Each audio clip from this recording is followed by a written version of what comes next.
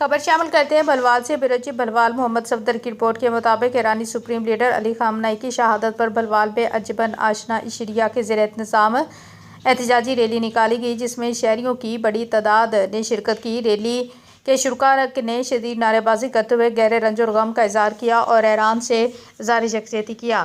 بھلوال احتجاجی ریلی مرکزی امام بارگاہ سے شروع ہو کر امام بارگاہ روڈ، مین بازار، جامعہ چوک سے ہوتی ہوئی ریلوے اسٹیشن چوک پہنچی، جہاں مقررین نے ریلی کے شرکاء سے خطاب کیا۔